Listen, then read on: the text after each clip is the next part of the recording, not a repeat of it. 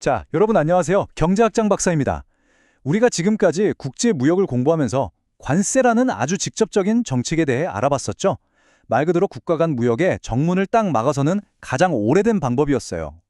하지만 요즘 국제 경제를 보면요. 관세만큼이나, 아니 어쩌면 그보다 훨씬 더 중요하고 복잡한 정책들이 정말 많습니다.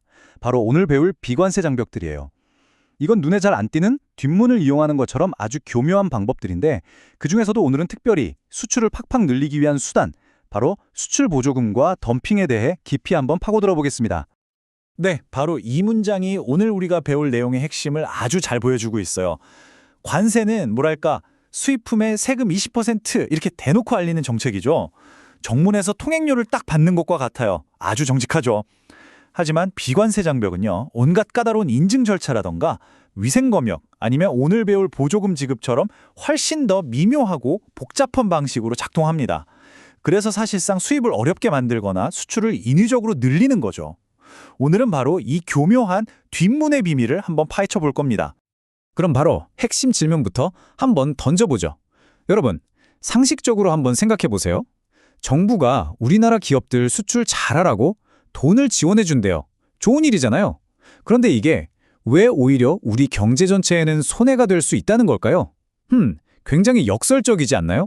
좋은 뜻으로 시작한 정책이 도리어 나쁜 결과를 낳을 수 있다니?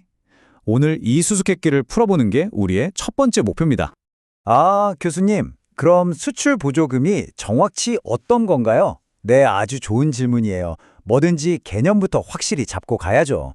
수출 보조금이란 말 그대로 정부가 특정 상품을 수출할 때마다 기업에게 보조금을 주는 정책입니다. 예를 들어서 우리나라 자동차 회사가 차 한 대를 수출할 때마다 정부가 100만 원을 지원해 주는 거죠. 그럼 그 기업은 해외 시장에서 원래 팔려던 가격보다 100만 원이나 더 싸게 팔 수 있잖아요. 당연히 가격 경쟁력이 확 올라가겠죠. 좋습니다. 그럼 이제 이 정책이 도대체 어떤 결과를 낳는지, 그리고 왜 그렇게 역설적인지 이 그래프를 통해서 한번 분석해 보겠습니다. 처음 보면 선도 많고 해서 좀 복잡해 보일 수 있는데 저랑 같이 하나하나 짚어보면 전혀 어렵지 않습니다. 경제학이라는 게 바로 이 그래프를 통해서 복잡한 세상의 이면을 아주 명쾌하게 들여다보는 강력한 도구거든요.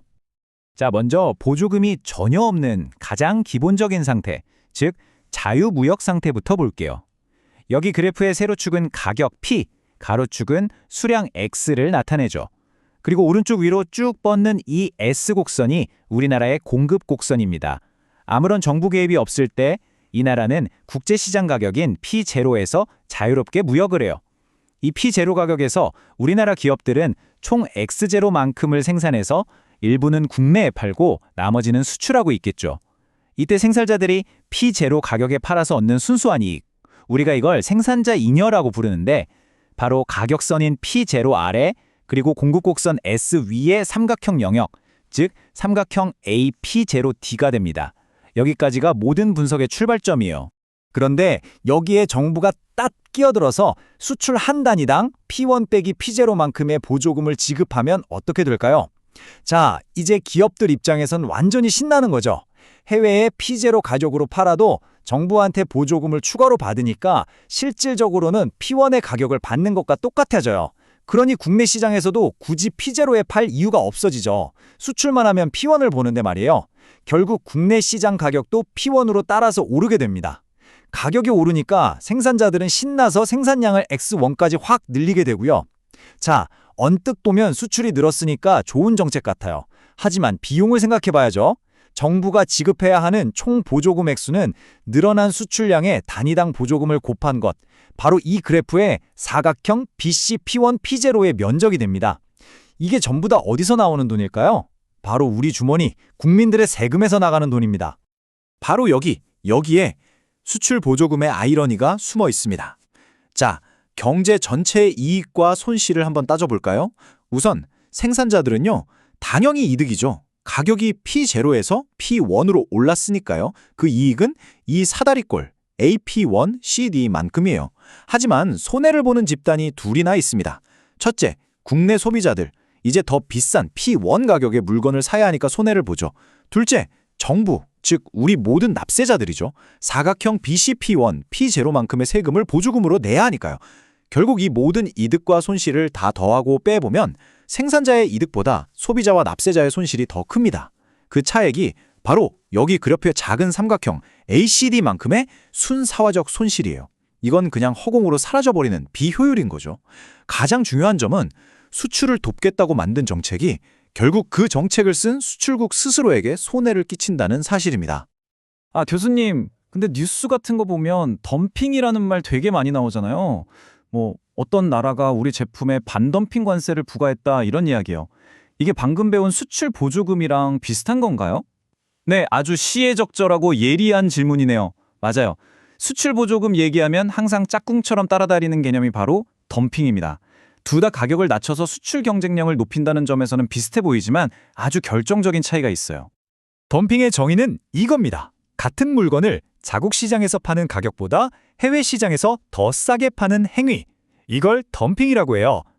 여기서 가장 중요한 차이점은 수출 보조금이 정부의 정책인 반면에 덤핑은 순전히 기업의 가격 전략이라는 점입니다.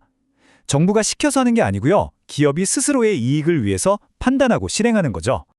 아니, 왜 손해를 보면서까지 해외에 더 싸게 팔아요? 그렇죠. 그게 상식적으로 이해가 잘 안 될 수 있는데 여기에는 여러 가지 전략적인 이유가 있습니다. 첫째, 가장 무서운 적대적 덤핑이라는 게 있어요.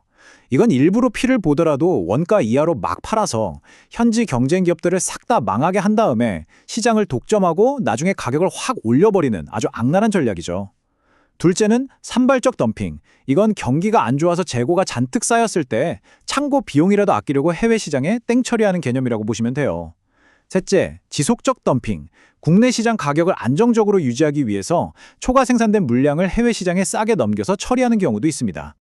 자, 그럼 우리 입장을 한번 바꿔서 생각해 봅시다. 만약에 다른 나라 기업이 우리나라에 들어와서 정말 말도 안 되는 싼 가격으로 물건을 막 팔아요. 그래서 우리 기업들을 위협하고 우리 산업 생태계를 무너뜨리려고 한다면 여러분, 가만히 있을 수 있겠어요? 당연히 안 되겠죠. 그래서 각국은 이 덤핑에 대응하기 위한 반덤핑이라는 제도, 일종의 방어 무기를 가지고 있는 겁니다. 이 표를 한번 보세요. 1995년 WTO가 출범한 이후부터 2024년까지 전 세계에서 얼마나 많은 반덤핑 조사가 시작되었는지를 보여줍니다. 여기서 제소국은 우리 덤핑 당했어요 라고 주장하는 나라고 피소국은 덤핑 혐의를 받는 나라죠. 총 제소 건수를 한번 보세요. 7,000건이 넘습니다.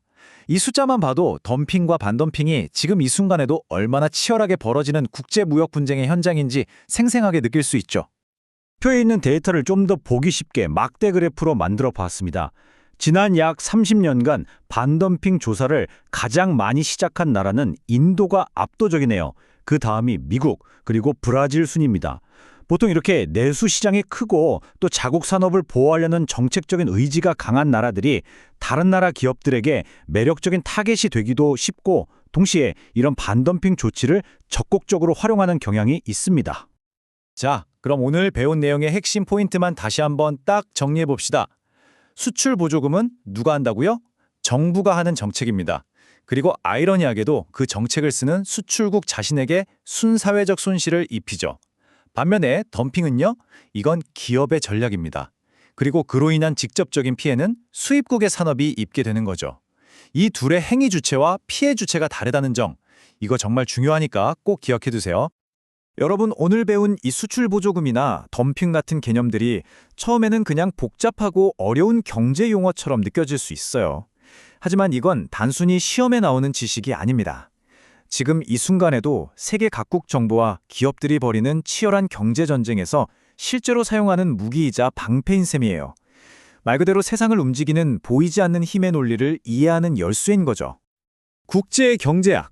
솔직히 쉽지 않은 과목입니다. 저도 알아요. 하지만 오늘 우리가 그래프 하나하나 뜯어보면서 그 안에 숨어있던 역설적인 진실을 발견했잖아요.